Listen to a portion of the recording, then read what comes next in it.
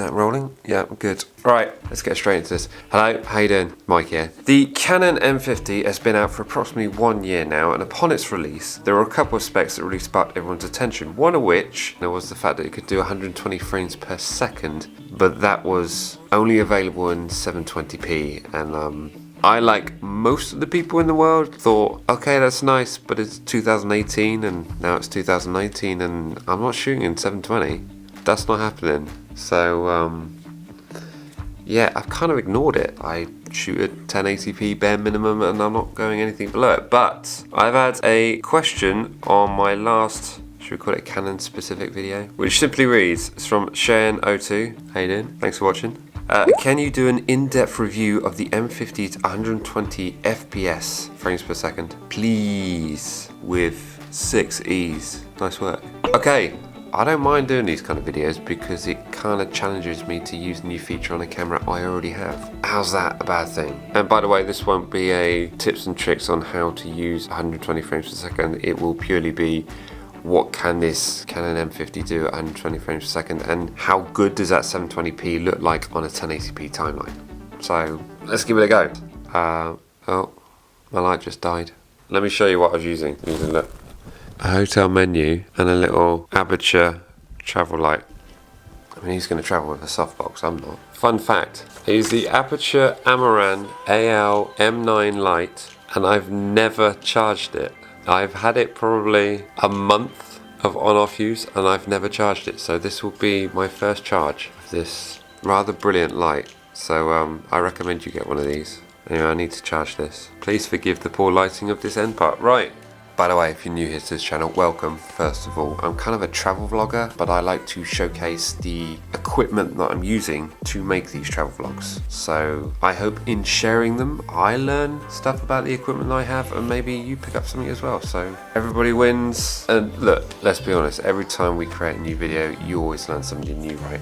And if you don't believe me, go back 2 years and have a look at some of my videos on my channel then. Yeah, always learning. If that sounds like your kind of thing, then consider subscribing. It'd be great to have you on board. Anyway, that's enough blah blah blah blah blah. Let's see what this Canon M50 can do at 120 frames per second. Alright, roll VT. See ya.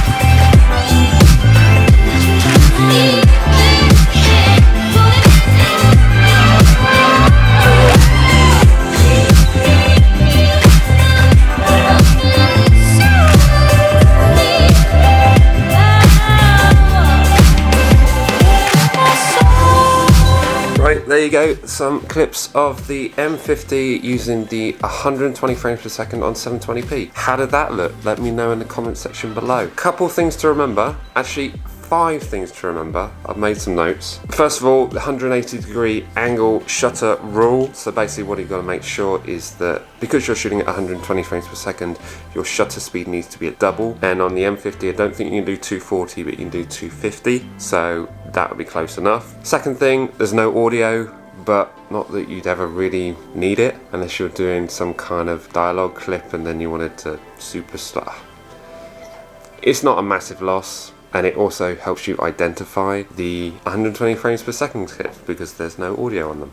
Following on from that, short burst clips. Shoot no more than 8 to 10 seconds because remember, it's going to be 4 times as long, and when you download the clips onto your computer, it's going to be automatically slowed down to the 120 frames per second. So it's going to be automatically 4 times slower, and it will just upload like that. So bear that in mind. Another thing to remember, there is no image stabilization. Well, there's no digital image stabilization, so you're only relying on if you're using a lens that has image stability within it. So because you slow down to 4 times slower, there shouldn't be a lot of shaking your movement anyway. So again, that's not too bad. And fifth and final one, wide angle. Shoot wide angle. Basically, it shows more movement. So if you're shooting narrow, you still obviously get that effect of super slow-mo, but if you're doing any kind of camera movement, it just doesn't it doesn't look as good. If you have a wide angle lens and you're up close to something, having that slight movement as you're panning across, you have more of the environment moving with you, which gives it more of an effect.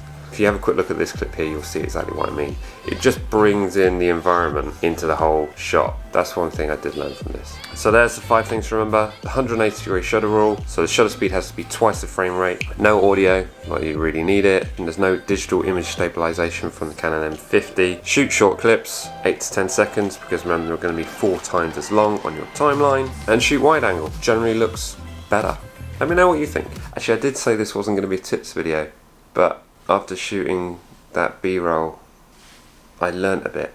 But if you've been shooting 120 frames per second on the Canon M50, let me know in the comment section below. I'd love to hear your results, and if you've got a link to one of your videos, please share it. Just put the name of your video on your channel, and me and probably many others will come and check it out. Anyway, oh, it's snowing.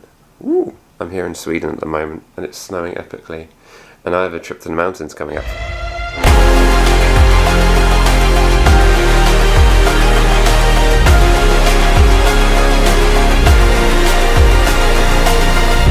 Yeah, that's happening. Coming soon. If you're a fan of epic views of the mountain, consider subscribing.